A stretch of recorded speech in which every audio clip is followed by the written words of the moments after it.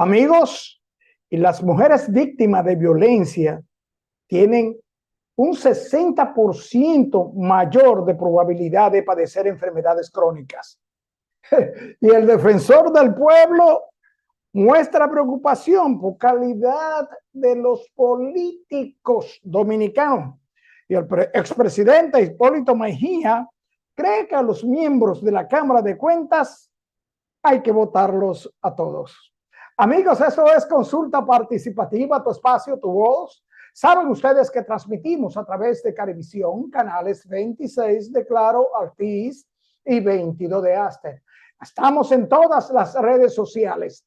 Estamos en nuestro canal de YouTube, Consulta Participativa, al que le pedimos que vayan a YouTube, se suscriban a nuestro canal y activen la campanita de notificaciones. También, amigos, que estamos en Instagram como @consultapar, en Twitter, @consultapar, Facebook, Consulta Participativa, y nuestro número de contacto, nuestro número de WhatsApp, 809-769-4500. Escríbanos, contáctenos, que de seguro serán contestadas sus inquietudes. Amigos, como siempre, saludar a todos los amigos allá de los mares que nos sintonizan a esta hora del domingo, hora 12 a 1 de la tarde, hora familiar. Y a ustedes, a todos ustedes, amigos aquí que nos siguen en estas consultas orientadoras de salud. También, amigos, recordarles que en este momento estamos en la web a través de carevisión.online. Nosotros vamos a una pequeña pausa y retornamos de inmediato con nuestros comentarios.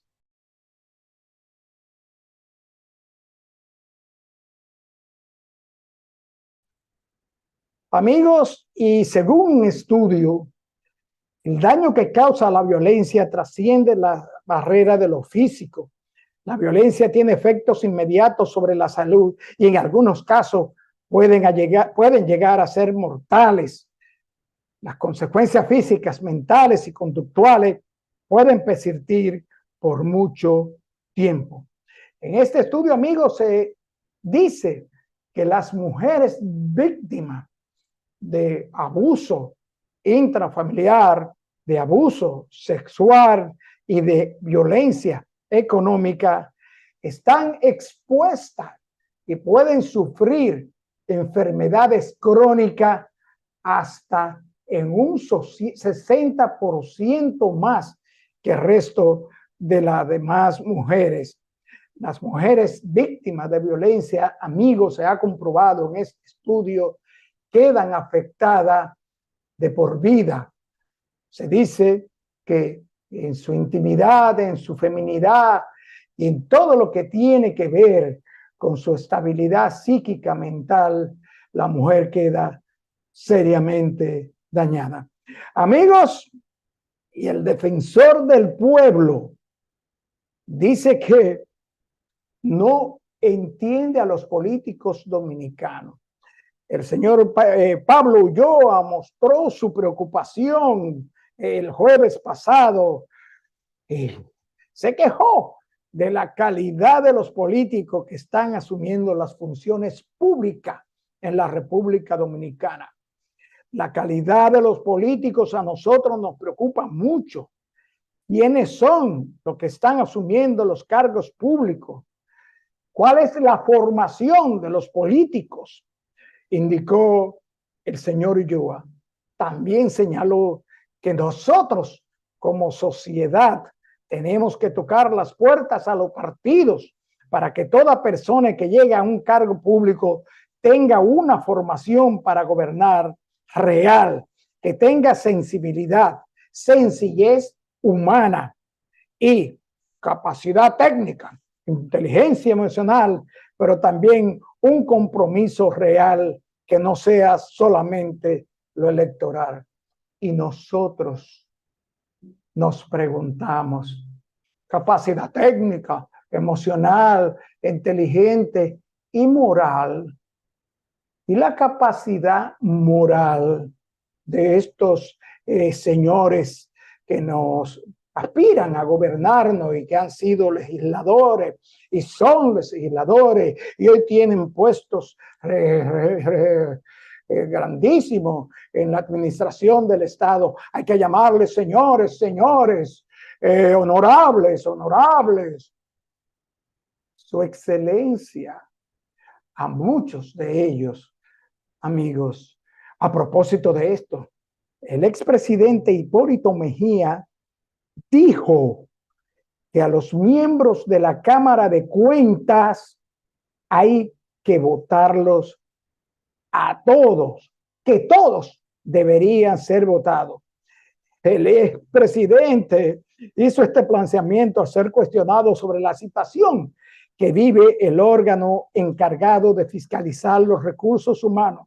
Soy de opinión de que los voten a todos, no que lo cancelen, que lo voten. Y aclaró que sus razones no son políticas, sino por el ejemplo que está dando esa institución. Es lamentable una institución que juega un rol extraordinario y que viene a ser control de los recursos del Estado y de la relación Estado-ciudadano. Nosotros no entendemos tampoco la posición del presidente Hipólito Mejía, el expresidente Hipólito Mejía, quien a ser cuestionado metafóricamente y ser preguntado sobre si no bastaba con sacar un solo mango de un montón de mangos, uno podrido, y dijo que no, que todos están podridos y todos deben ser votados. Amigos, y a propósito de la preocupación del defensor del pueblo, nos viene a la mente una serie de refranes. Dios los cría y ellos se juntan. Ojalá Dios nos agarre confesado. Y entre bomberos no se pisan la manguera. Vimos la flamante alianza política, amigos, entre el expresidente Leonel Fernández y el señor Juan Ubiere. Se nos agotaron las palabras. Amigos, les invitamos que nos acompañen en nuestra consulta de hoy, donde estaremos hablando con el doctor José Luciano, cirujano general, nutriólogo clínico y especialista en control de infecciones hospitalarias y el control de la seguridad del paciente en los hospitales. Volvemos en breve con nuestra consulta central.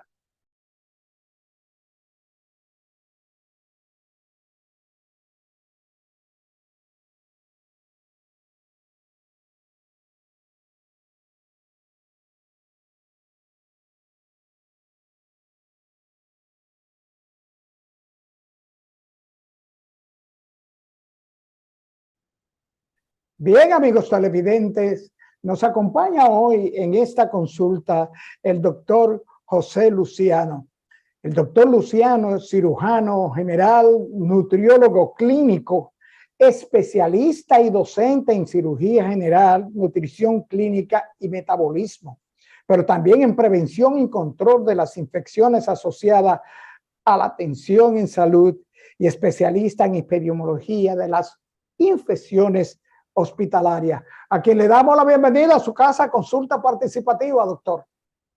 Gracias por renovar la invitación, que disfrutamos mucho en un encuentro el año pasado, y ya el programa tiene 7 años y queremos felicitarlos porque ustedes tienen un alcance notable. Lo sé porque muchos pacientes que me buscan por nombre me encuentran a través de ese contacto que tuvimos previamente, así que yo lo felicito. Y además, la forma de usted manejar los temas permite que llegue a todo tipo de público, desde la persona con un nivel de educación básico hasta el profesional interesado en complementar algunas áreas. Así que lo encomiamos a que siga trabajando y llevando orientación en salud para todos. Gracias, doctor.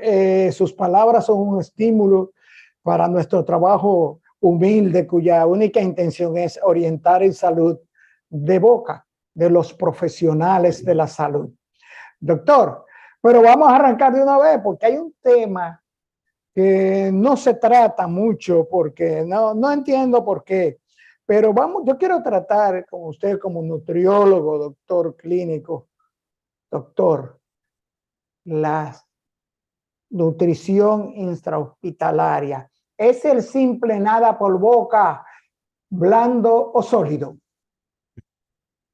Bien, la verdad que ahí hay muchas aristas. Lo que debería de ser un círculo parece una super mega estrella, porque tiene muchos puntos que los médicos a veces no estamos manejando del todo correctamente. Y lo primero es que debería de todas las instituciones que manejan pacientes, que manejan seres humanos, con condiciones de salud más o menos críticas, tener un programa para dar una atención nutricional adecuada. Y ese programa debe incluir un nutriólogo, que normalmente es un médico capacitado en términos de nutrición con especialidad, maestría, doctorado, una nutricionista o un nutricionista y todo el personal que esto conlleva, un buen servicio de restaurantes o de cocina.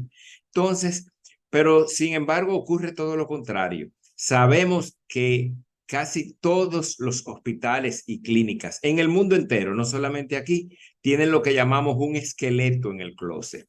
Y ese esqueleto es ese paciente que se está desnutriendo, que llegó con una condición X, llegó quizás con una herida en la frente, que se cayó, necesita la atención de ese especialista de emergencia, necesita la atención del neurólogo, del neurocirujano, porque perdió el conocimiento.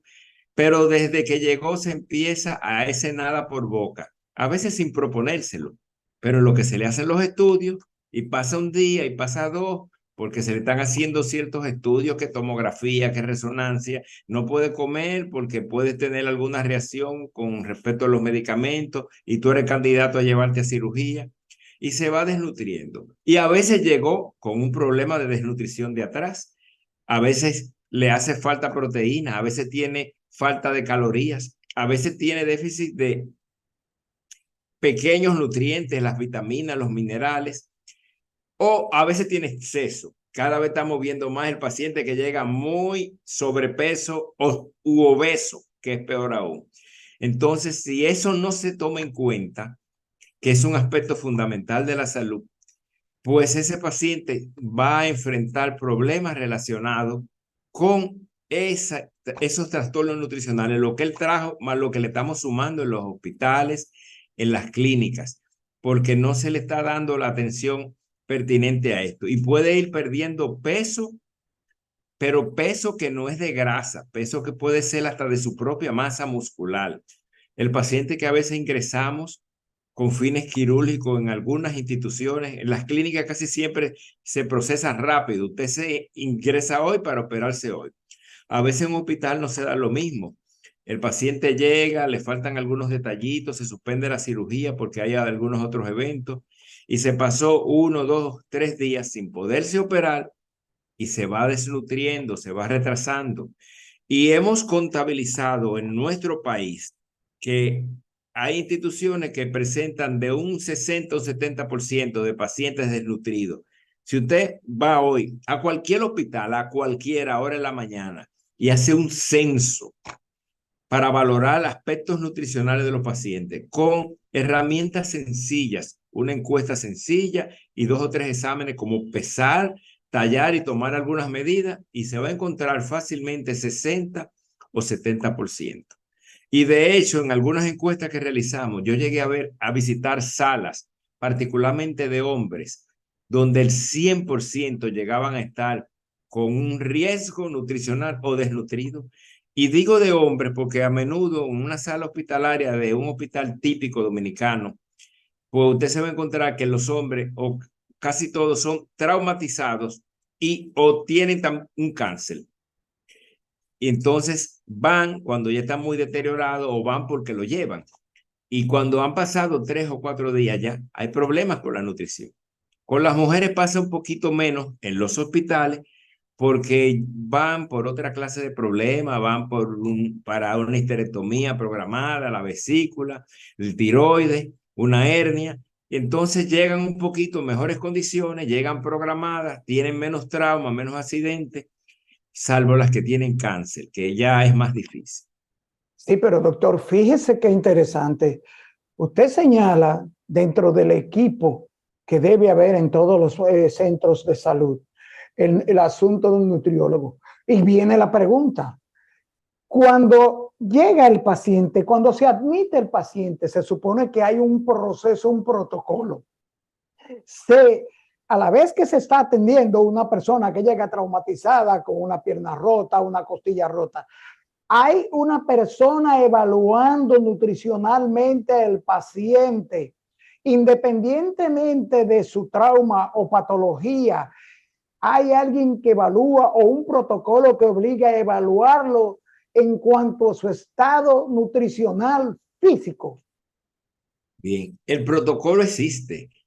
La Sociedad Dominicana de Nutrición Clínica y Metabolismo, la Sociedad de Zoología, diferentes sociedades especializadas han trabajado con esos protocolos y están disponibles. Y hay más de 1.200 nutriólogos clínicos graduados en el país que pueden hacer ese papel u orientarlo, porque el protocolo de evaluación es sencillo, lo puede hacer una buena enfermera, un médico generalista, un médico de atención primaria, el médico que lo recibe en la sala, quizás no en la emergencia, pero por lo menos el que lo recibe en la sala en las primeras 24 o 48 horas del ingreso pudiera ejecutarse. Y están los principios establecidos a través del sistema rector, que es el Ministerio de Salud Pública. Pero de ahí a que se ejecute en clínicas y hospitales, hay una gran distancia. A veces están un paciente crítico en intensivo que llegó con un infarto, que llegó con un accidente cerebrovascular y se pasan días antes de que se le aplique un protocolo y ya pudiera ser hasta tarde desde el punto de vista nutricional. O sea, no se está aplicando generalmente. Entonces, Hemos hecho diferentes encuestas y en algunas instituciones, fundamentalmente instituciones de muy alto nivel, de cuarto nivel, vamos a decir tipo Sedimat, tipo La Plaza, hospitales privados como el HOMS, la Unión Médica, algunas instituciones, pocas están cumpliendo con ese protocolo racional. doctor, pero eso que usted señala es tan cierto. Nosotros tenemos inclusive inquietudes de amigos de consulta participativa en el aspecto de una serie de quejas sobre la alimentación de su doliente en el centro de salud. Tenemos el caso de una señora que llevó a su hijo, un adolescente basquetbolista de 19 años, y ella dice que él llegó con una rotura de tobillo a este centro de salud. Tuvo 19 días internos y que él se le desgastó al extremo de que él gritaba que tenía hambre, que si era que la clínica no lo alimentaba. Bien, es cierto que eso ocurre a nivel privado y a nivel público. O sea, el paciente evaluado, individualizado según sus necesidades, según el estilo de vida que haya llegado, según el grado de estrés proporcionado por la enfermedad, debe de hacerse ciertos cálculos para suministrarle tanto las proteínas como las calorías. Las proteínas viéndolo en términos de carne, queso, huevo, leche, pescado, y si es necesario algún tipo de suplemento, y las calorías en términos de los carbohidratos y de las grasas apropiadas para ese individuo con su condición de salud previa más el problema actual que tiene, y entonces irse ajustando y darle por la vía correcta. Algunos casos van a terminar comiendo por la boca normalmente. Otros casos van a necesitar soluciones que le permitan a ellos sobrevivir a través de una nutrición que se le da por la vía nasogástrica, nasoenteral, una nutrición enteral, y otros, los menos, raras veces se necesita una nutrición endovenosa. Pero a todos los pacientes hay que considerar los aspectos nutricionales, brindarle lo que necesitan para que no se desgasten, para O que sea, sobrevivan, para que o, contribuya la alimentación a su curación. o sea, doctor, que no es verdad que hay una dieta común o una dieta protocolar general para todos. Un ejemplo, los pacientes que llegan, como usted señala, en el caso de los hombres con trauma. O sea, no es lo mismo llegar a un centro de salud con una rotura de costilla, una rotura de pie, un hombre de 60 años, 50 años, que un joven de 20, 25. No es cierto que existe una dieta común para esto. No, es la verdad. Debe de ser individualizada. De hecho, uno sabe que por razones económicas fundamentalmente, pues se prepara un menú común. Puede ser que por la mañana, oiga, literalmente se le dé pan con avena sin leche. Y usted tiene 120 pacientes en una institución hospitalaria y todos pan con avena sin leche, Sin leche, doctor. azucarada. No importa que usted sea diabético, no importa que usted tenga unas necesidades extraordinarias porque tiene una enfermedad muy debilitante como un cáncer, o no importa que sea un niño, ese es el menú para todo el mundo. Y esto ya debe cambiar. El conocimiento que hay disponible y los recursos que hay, incluso en los hospitales pequeños de algunos pueblos del interior, en los alrededores se producen los alimentos que pudieran suministrarse y les saldrían realmente económicos, alimentos locales, no el paquete que venga por alguna otra vía ya comercializada, sino en cada circunstancia, en cada hospital, adaptar a la realidad de ese paciente, a sus necesidades. No, no es un restaurante de 5 estrellas, es darle lo que necesita justamente, con calidad y calidez, llevársela hasta la presentación, que se vea que hay un poquito de amor y empatía también en ese servicio, porque eso influye, eso influye. Doctor, y eso que usted señala, me viene a la mente el hecho de que hay personas intolerantes a la lactosa, personas con problemas alérgicos que llegan traumatizados, personas, doctor, diabéticos, sobre todo diabéticos con el asunto de los carbohidratos, las harinas, las grasas, los azúcares. Y en este caso, cuando en el historial del paciente se dice diabético, creo que ahí inmediatamente debe tomarse la decisión de alimentarlo, tomando en cuenta primariamente su patología crónica. Sí es. En nuestro país tiene una alta proporción de diabéticos, se habla de un 9 a un 12%, y imagínense, los diabéticos son de los que más pululan dentro de los hospitales, porque lógicamente por su condición ya de salud deteriorada, pues es más fácil que se enfermen de otras cosas. Por ejemplo, cae con frecuencia presos de enfermedades de la vesícula biliar, por decir, o un pie diabético, y necesitan una nutrición muy especializada. Están los hipertensos que abundan enormemente. Hay que prepararle una alimentación especial donde ya la sal pues se le va a disminuir según muchos de los estándares en una proporción que sea apropiada para su consumo. O sea que no hay una comida única para todo el mundo en el hospital. Y el paciente, no esperamos que el paciente en el hospital vaya a durar semanas o meses, sino tratar de brindar una estadía corta, pero que le brinde la oportunidad de alimentarse decentemente y que sea educado en cómo debe de comer, porque esa es otra. El nutriólogo, la nutricionista educan, le van enseñando a ese paciente que tiene unos hábitos que no son saludables, comer mucho chicharrón, mucho picapollo, a que, bueno, tú puedes hacer comida saludable y de vez en cuando darte un gustito en la casa, pero en el hospital debe de cumplir esa función, enseñar. Y el nutriólogo también aprender a proyectarse de cara al público, a la sociedad, a ir a la escuela. Las escuelas deberían de tener un nutriólogo que supervise lo que se le brinda a esos niñitos, esos adolescentes, y así. Bien, doctor, pausamos.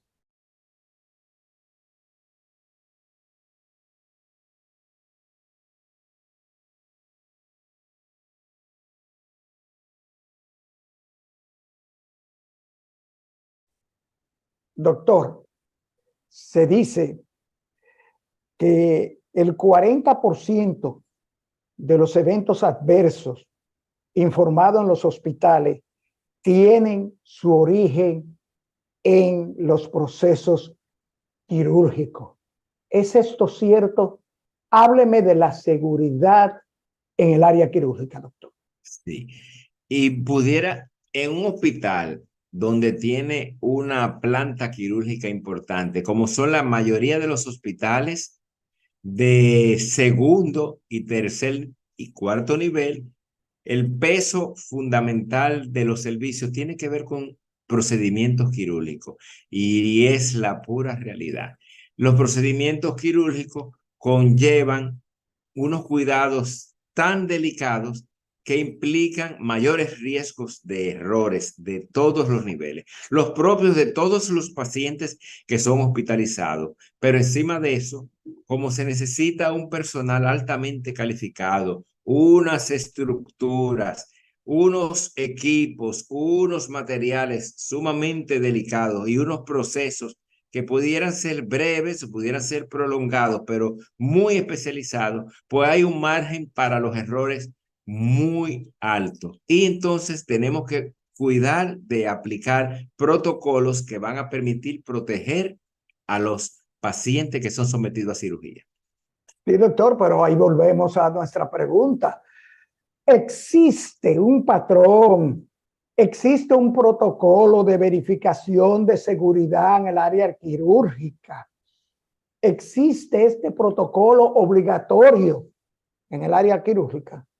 Así es, lo existe. Y en todo el mundo se está procurando aplicarlo. De hecho, aquí se comenzaron a revisar ese tipo de patrones desde el 2004, hace casi 20 años, de un modo formal. Y aproximadamente 2014, 2015 se empezó a aplicar un protocolo que fundamentalmente es verificable a través de una lista de chequeo, checklist, una lista de verificación de todos los pasos concernientes a los procesos quirúrgicos donde pudiera haber un mayor margen de error para tratar de disminuir los riesgos de eventos adversos. Y ese protocolo estandarizado que se aplica por mandato del Ministerio de Salud Pública, pues en todos los procedimientos, por pequeños que sean, hasta la cirugía de gran envergadura debe aplicarse, ajustándose a los procedimientos, pero hay pasos esenciales que no deben de faltar, como es el paciente correcto, bien identificado, la condición de salud también bien reconocida e identificada, no solamente en que ese es el paciente que tiene, por ejemplo, la vesícula enferma o tiene una fractura en un dedo que hay que corregir, sino su lugar, marcarlo. Si es un ojo, el ojo derecho que va a operar, debe de ser marcado con una flechita bien visible para todos. Es una hernia en el ombligo, vamos, es el ombligo, nada más hay un solo ombligo, pero si una hernia inguinal, hay que marcar si es la derecha o en la izquierda. Y después de el paciente correcto, la enfermedad del lugar que se vaya a corregir, el procedimiento correcto. Y eso se verifica de diferentes maneras, conversando con el mismo paciente, con sus familiares, si ese paciente está dormido, inconsciente, y entonces identificándolo plenamente y recordando qué vamos a hacer para corregir el problema. Y a partir de ahí se van destacando algunas preguntas, se revisó si tiene alergias, se revisó si hay oxígeno, se revisó si hay el sistema de monitorizar cómo se está oxigenando, se revisó si ese paciente acepta y necesita transfusiones, si la va a usar o qué alternativa hay disponible. Están los equipos y el entorno y el personal. Está el anestesiólogo, está el cirujano, el ayudante, la enfermera circulante, todos los que están ahí y capacitados, calificados para hacer esto. O hay alguna anomalía en el ambiente, hay alguna filtración, se va la luz y no tenemos una planta. Todo eso debe de ser verificado y registrado. Hay una hoja especial que nos permite que es la hoja de verificación, para uno asegurarse de que no se nos olvide algo. Se contaron los materiales que se van a usar, las pinzas, el instrumental, antes. Y cuando se va a empezar a cerrar ese paciente, ¿estaba estéril ese material? Si necesitaba antibióticos preoperatorios o una prevención de tromboembolismo, porque va a durar muchas horas acostado, se tomó en cuenta todo esto y poco antes de comenzar la cirugía, estamos seguros de que ese es el proceso que lleva. Y más o menos cuánto tiempo nos vamos a tomar, cuánta sangre va a perder para discutirlo entre todos y asegurarnos de que antes de que se comience, si hay que suspender, se suspende, porque hay que garantizar vida y calidad de vida, que sus miembros, que sus funciones se recuperen. Y después de todo este proceso, entonces se va trabajando, pero en cada paso importante podemos hacer un tiempo fuera, un time out, para verificar cualquier detallito y asegurarlo. No encuentro las 10 gasas con que comenzamos, no encuentro la conferencia. Siempre hay chance para revisar lo que se está haciendo. Cada medicamento que tenga su fecha de vencimiento y que lo veamos. Si yo como cirujano pido un medicamento, anestesia, dame lidocaína 2%, yo tengo que verla.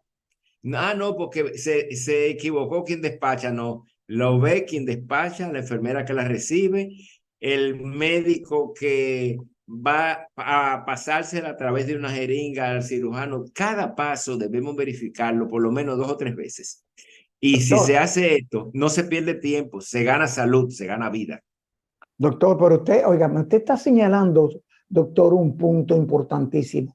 Eso, todo eso que usted dice, lo inherente a la preparación previa de la sala quirúrgica, ya con el paciente identificado, con la patología identificada, con el tipo de cirugía practicada, la comunicación del equipo quirúrgico, doctor, porque acuérdese que hay problemas inherentes a la anestesia, problemas inherentes a sangrados, problemas inherentes a errores de selección, inclusive del paciente, doctor, en el quirófano. Sí Eso de es. la comunicación del equipo es vital, doctor.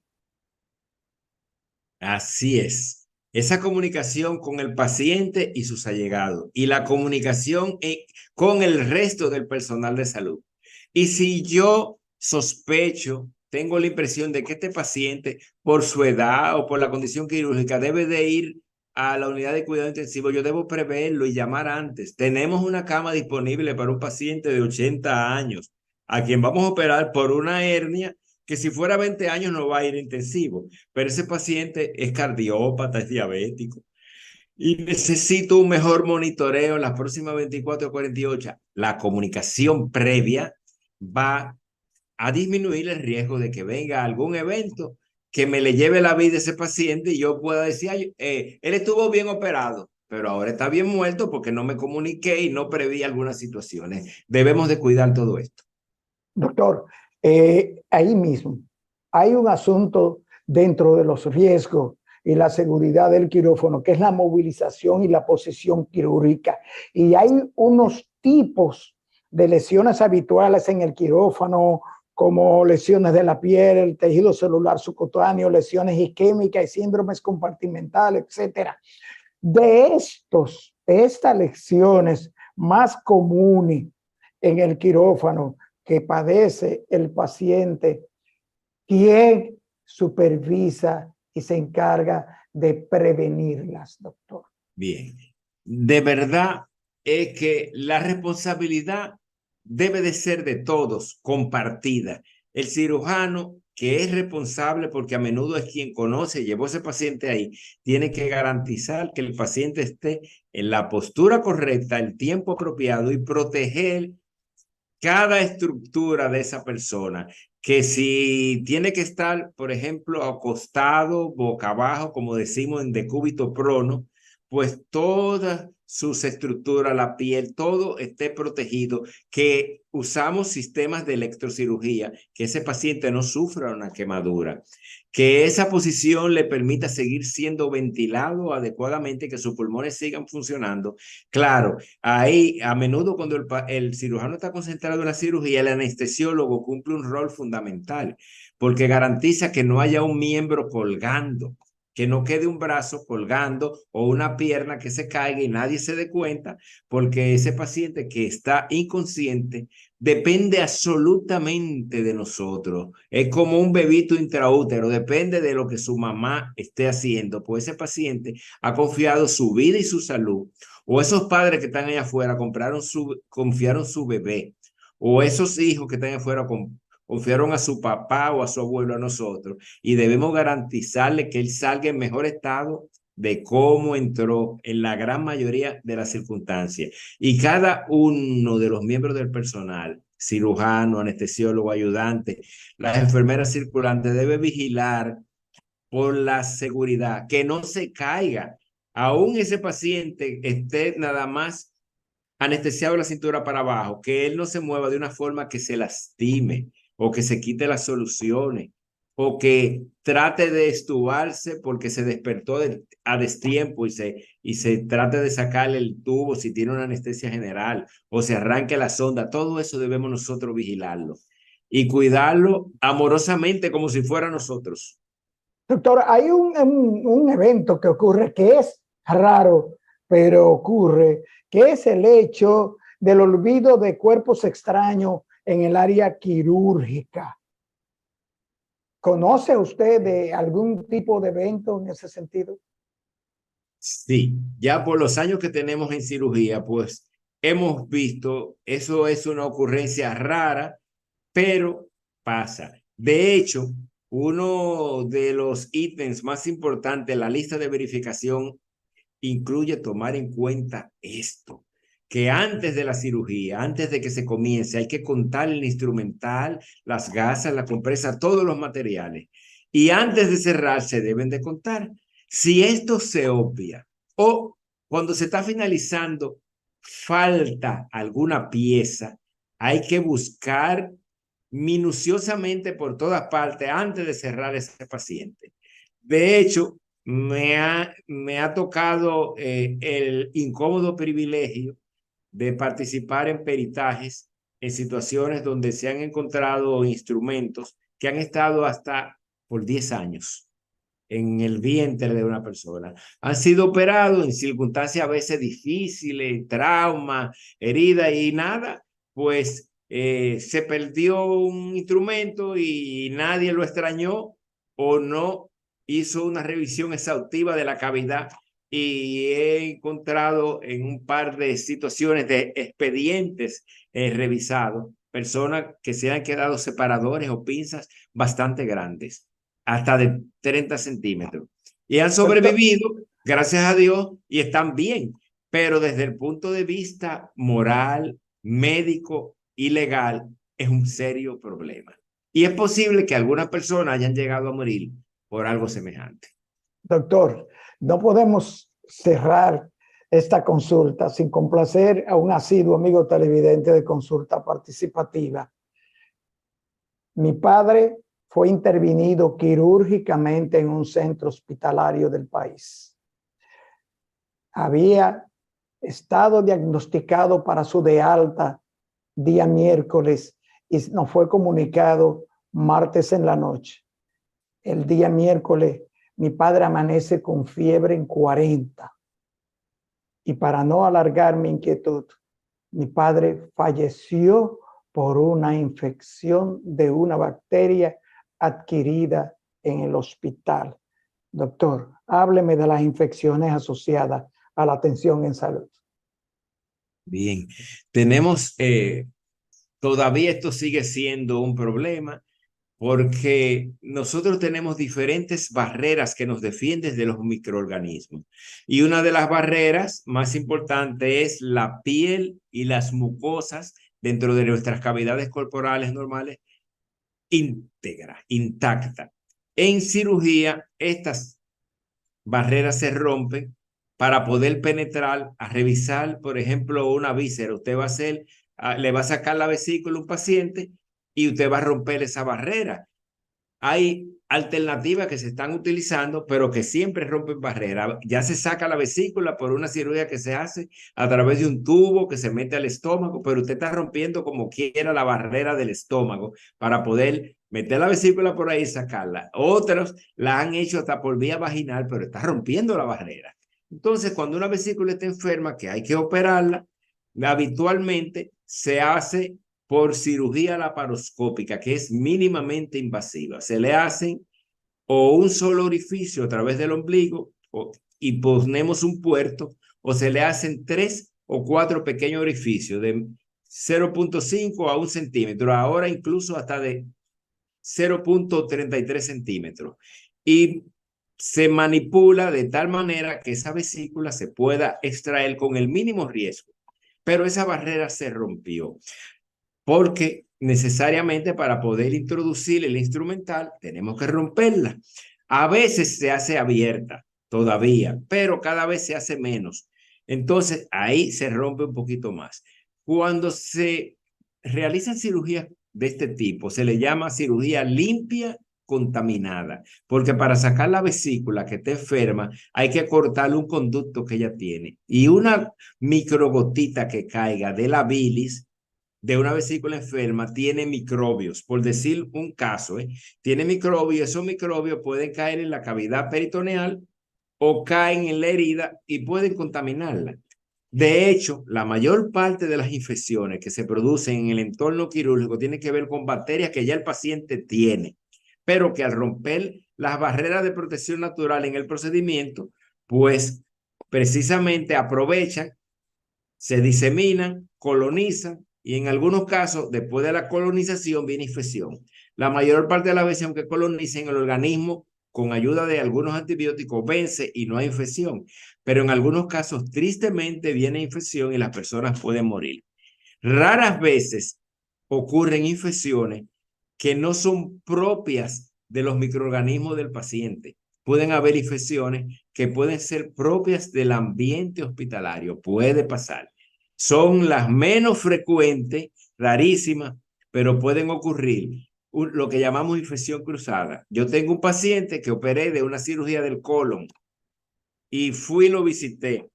Cuando voy a lavarme las manos, que acabé de visitarlo a él, no hay agua en el lavamanos en ese momento. Y el envase del alcohol que debería estar en la puerta no tiene alcohol porque se acabó y nadie lo ha suplido. Y yo estoy apuradito porque me tengo que ir para dar una clase a otro hospital y paso a ver otro paciente que precisamente lo que se le sacó fue un nódulo en una mama. No tiene por qué contaminarse. Es una cirugía limpia. Un nódulo mamario no tiene problema. Pero yo salí de ver un paciente operado del colon. No me lavé las manos ni al terminar ni al ingresar al otro sitio. Porque no tenía con qué, tengo que pasar visita. Y ahí el problema se me puede achacar a mí. De hecho, moral, legal y médicamente es mío. Entonces, si yo no tengo acceso a las manos limpias, que son clave fundamental en disminuir el riesgo de infecciones, yo no debo de dar atención en salud. Si yo no tengo cómo lavarme las manos con agua, jabón y secarme con un papel que yo desecho, o una solución de alcohol con gel, o de alcohol con gel y un antiséptico para higienizarme adecuadamente las manos, pues la atención yo debo de pararla ahí. Hasta en la consulta, si yo no me puedo lavar la mano entre una consulta y otra, debo de parar la consulta.